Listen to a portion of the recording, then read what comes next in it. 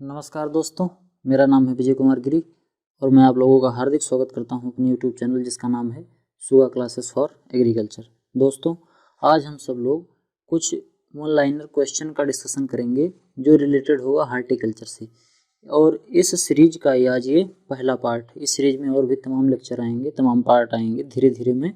जो important question है one liner वाले, यानी कि ऑब्जेक्टिव क्वेश्चन हार्टिकल्चर से रिलेटेड, जो डिफरेंट कम्पिटिटिव एग्जामों में जो पूछे जाते हैं, उनके बारे में हम लोग इसमें डिस्कशन करेंगे। तो चलिए शुरू करते हैं आज का ये पहला पार्ट। देखो क्या लिखा है, सम इम्पॉर्टेंट इंटरनेशनल ईयर्स। होता क्या है कि जितने डिफरेंट प्रकार के जो ऑर्गेनाइजेशन है, चाहे वो नेशनल ऑर्गेनाइजेशन हो, चाहे वो इंटरनेशनल ऑर्गेनाइजेशन हो, या इंटरनेशनल गवर्नमेंट हो, या कोई इंटरनेशनल एग्रीकल्चर ऑर्गेनाइजेशन हो, ये सब लोग मिलके क्या करते हैं कि किसी एक स्पेसिफिक ईयर को, किसी एक पर्टिकुलर ईयर को, उस साल को ये डेडिकेट करते हैं कि इस साल में हम फला चीज़ करेंगे। जैसे कि मान लो कि किसी वर्ष उन्होंने किया कि पूरे विश्व में जितने भी एग्रीकल्चर से जुड़े सेक्टर हैं, चाहे वो ऑर्गेनाइजेशन, जितने भी रिसर्च सेंटर हैं, ये सब सन 2015 में, एग्जाम्पल के थ्रू मान लो, जैसे मान लो उन्होंने कहा कि 2015 में हम सब लोग मिलकर कपास के बारे में रिसर्च करेंगे। और फिर धीरे धीरे तो उस वर्ष जो होगा, जो रिसर्च होगा, उस रिसर्च में कपास को पहली प्रायोरिटी दी जाएगी कि इस पे कपास पे ज़्यादा रिसर्च किया जाए। और उसके बाद जो सूचनाएं प्राप्त हों, उन सूचनाओं को एक इंस्टीट्यूशन से दूसरे इंस्टीट्यूशन में ट्रांसफ़र किया जाए, जिससे कि जो रिसर्च होता है इसका रिजल्ट अच्छा आए और जल्दी आए। क्योंकि पूरी दुनिया मिलकर एक साथ रिसर्च जब करेगी तो अच्छा रिजल्ट आता है। कोई ज़रूरी नहीं है कि जितने इंस्टीट्यूशन हैं ये सब उस रिसर्च में भाग लें, या उनके रिसर्च के जो रिजल्ट आए हैं वो दूसरे इंस्टीट्यूशन को दें।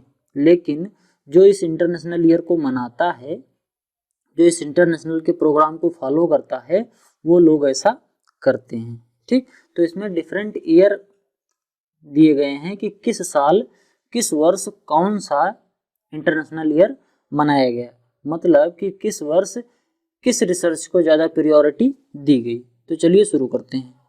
पहला क्या है, इंटरनेशनल ईयर ऑफ राइस, यानी कि 2004 को इंटरनेशनल ईयर ऑफ राइस, उस 2004 को इंटरनेशनल ऑफ राइस के नाम से जाना गया।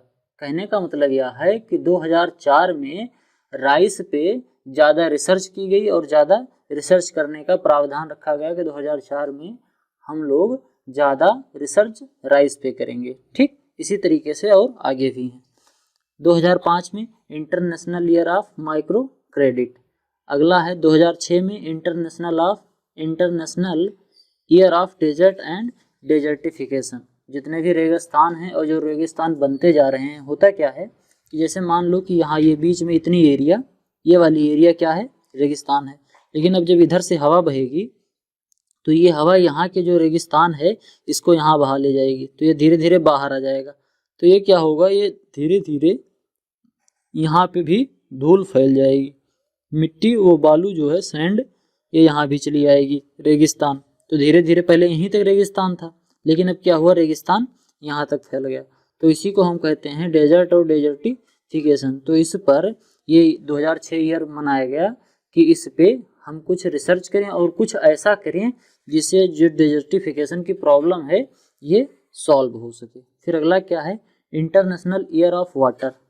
इसकी थीम क्या थी, मोर क्रॉप पर ड्रॉप। कहने का मतलब कि कम से कम पानी में, ये जो थीम है इसके कहने का मतलब है कि कम से कम पानी में ज़्यादा से ज़्यादा क्रॉप लिया जाए। मतलब मोर क्रॉप मतलब ज़्यादा क्रॉप, पर प्रत्येक ड्रॉप मतलब बूंद, मतलब पानी की हर एक बूंद को अच्छे से उपयोग किया जाए, उसकी मैक्सिमम एफिशिएंसी का उपयोग कर लिया जाए क्रॉप प्रोडक्शन में।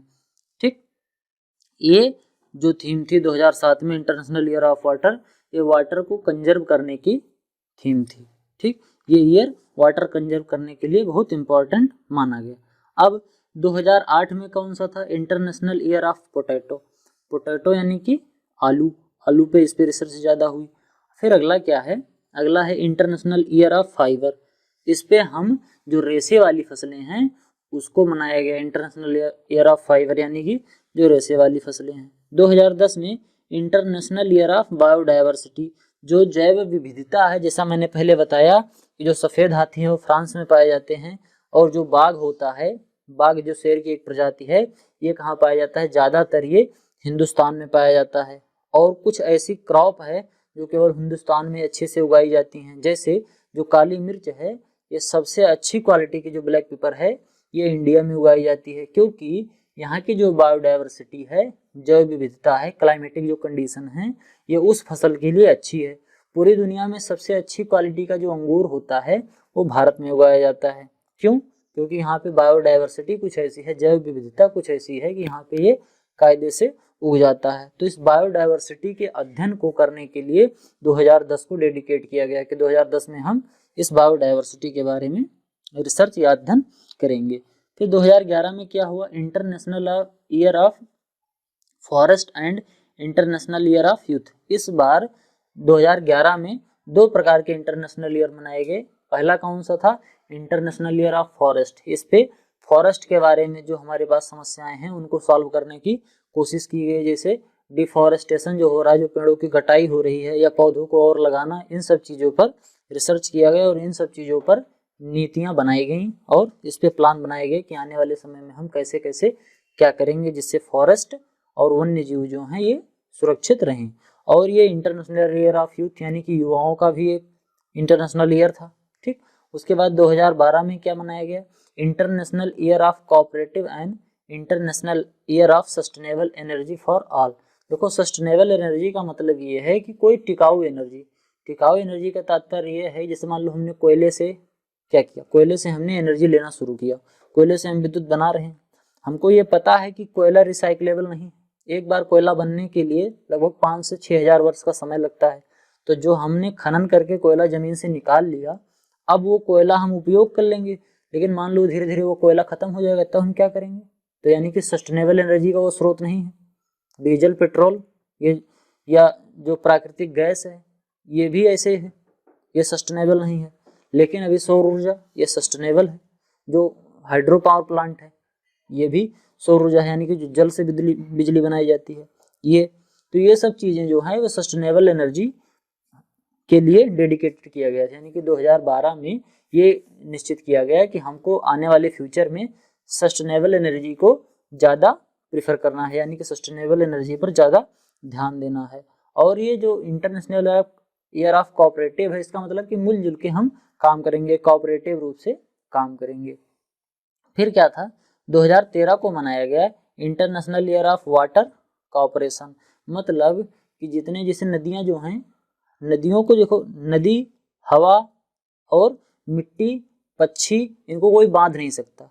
ये जो बियॉन्ड द बॉर्डर होते हैं, किसी कंट्री के बॉर्डर में ये नहीं आते। जैसे मान लो कि कोई नदी नेपाल से बह रही है, अगर इंडिया में उसे नीचा स्थान मिलेगा तो वो इंडिया की तरफ बह आएगी, क्या कोई रोक सकता है? नहीं।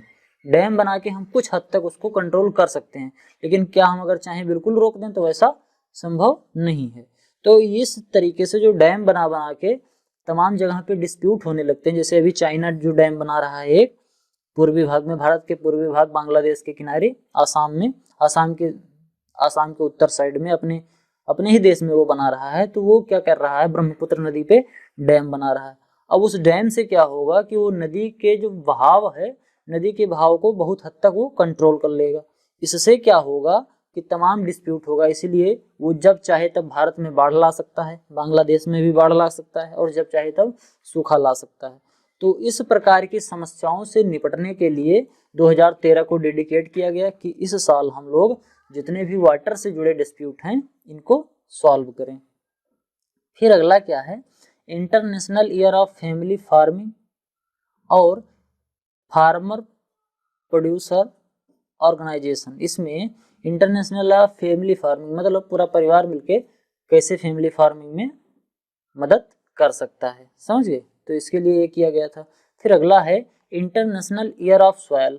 इसको हम मृदा, इसको 2015 को किस में लिया गया, इंटरनेशनल ईयर ऑफ सॉयल के रूप में, कि मतलब हम सॉयल में किस तरीके से सुधार लाएं या किस प्रकार से कल्टीवेशन करें जिससे हमें सस्टेनेबल सोर्स, सस्टेनेबल जो सॉइल की फर्टिलिटी है वो सस्टेन हो पाए एक लंबे समय तक, वैसे ही बनी रह पाए, इस पे हम क्या करें। फिर अगला है 2016, इसमें क्या किया गया, इंटरनेशनल ईयर ऑफ पल्सेस, ये दाल के रूप में मनाया गया। फिर international year of sustainable tourism and development, इसमें जो टूरिज्म है यानी कि जो एक देश से दूसरे देश पे कहीं जाके विजिट करना, घूमना, टहलना, इस चीज़ के लिए टूरिज्म को बढ़ावा दिया गया 2017 को। फिर अगला क्या है 2019, international year of indigenous language, मतलब कि जो भारतीय भाषाएं हैं या हर देश की कोई ना कोई भाषा है। तो हुआ क्या, इन पिछले दिनों में जब से ग्लोबलाइजेशन स्टार्ट हुआ तब से जो इंग्लिश भाषा है इसको ज़्यादा सम्मान मिलने लगा, और जो लोकल लैंग्वेज थी, जो अपनी निजी भाषा थी जिसको हम मातृभाषा कहते हैं, ये धीरे धीरे क्या हुआ, विलुप्त होने के कगार पर आती गई। जैसे मान लो अवधी, आजकल का कोई भी पढ़ा लिखा आदमी अवधी बोलना पसंद नहीं करता। अवधी अगर बोल रहे हैं, अगर आप यूपी बिहार के रहने वाले हैं, अगर आप अवधी बोल रहे हैं तो ये इंडिकेट किया जाएगा कि आप गंवार हैं, यानी कि आप पढ़े लिखे नहीं हैं। तो इसी वजह से ये जो मेंटालिटी लोगों की बन गई, इसीलिए धीरे धीरे लोगों ने क्या किया कि कभी किसी पब्लिक प्लेस पे या कभी किसी वैसी जगह पे जहाँ पे ज़्यादा पब्लिक गैदरिंग हो, वहाँ पे अवधी बोलना बंद कर दिया गया। जबकि अवधी इतनी एक सुदृढ़ भाषा थी जिसमें रामचरितमानस विश्वविख्यात एक काव्य लिखा गया, रामचरितमानस तुलसीदास जी द्वारा, वो अवधी में लिखा गया। लेकिन क्या हुआ कि धीरे धीरे ये जो इंडिजिनस मातृभाषाएं हैं हमारी, ये विलुप्त होती गई, और जो ग्लोबल लैंग्वेज इंग्लिश को जिसे अडॉप्ट किया गया है, ये धीरे धीरे बढ़ती गई। इसीलिए देखो आजकल बहुत कम लोग ऐसे होंगे जो शुद्ध हिंदी बोलते हों, अगर वो हिंदी बोलेंगे तो हिंदी में भी इंग्लिश मिक्स करके बोलते हैं। तो इस ईयर को ऐसे मनाया गया कि जो हमारी इंडिजिनस लैंग्वेज है, जो हमारी मातृभाषा है, इसको भी हम रोक पाएं, ये भी वर्तमान स्थिति में बनी रहे। फिर अगला क्या है 2020, इसको मनाया गया international year of plant health. इसको प्लांट हेल्थ के रूप में डेडिकेट किया गया कि हम प्लांट हेल्थ पर इस पर रिसर्च करेंगे। फिर अगला क्या है, अगला है 2021, यानी कि जो ये 2021 जो चल रहा है, जब मैं वीडियो रिकॉर्ड कर रहा हूँ इस समय, international year of fruit and vegetable, इस ईयर को मनाया जा रहा है किस पे, इंटरनेशनल ईयर ऑफ फ्रूट और वेजिटेबल, मतलब फ्रूट और वेजिटेबल पे इस पे ज़्यादा रिसर्च किया जाएगा। फिर अगला है इंटरनेशनल ईयर ऑफ मिलेट्स, इस पे हम मिलेट्स के रूप में इसको, जो फूड एग्रीकल्चर ऑर्गेनाइजेशन है FAO, इसने ये प्रपोज किया है, मतलब इसने ये प्रस्ताव दिया है कि जो 2023 है 2023 इस ईयर को हम मनाएंगे इंटरनेशनल ईयर ऑफ मिलेट्स के रूप में। फिर आज के लिए केवल इतना ही, यही जो 2023 तक है, यही आगे यही इतने प्रकार के लगभग इंटरनेशनल ईयर थे। कुछ मैंने बीच में जो इम्पोर्टेंट नहीं थे उनको छोड़ भी दिया है। तो अगर आपको ये वीडियो पसंद आई हो तो वीडियो को लाइक करें, आपके जो भी सुझाव हो कमेंट करें, और अगर आप चैनल पे नए हैं तो चैनल को सब्सक्राइब जरूर करें, तथा अपने दोस्तों के साथ शेयर करके इस चैनल को ज़्यादा से ज़्यादा लोगों तक पहुँचाएं और सब्सक्राइब करवाएं, जिससे मेरा मोटिवेशन बढ़े और मैं इसी तरीके की वीडियो आप लोगों के लिए लाता रहूँ। साइनिंग आउट, मिलते हैं अगली वीडियो में, तब तक के लिए थैंक यू।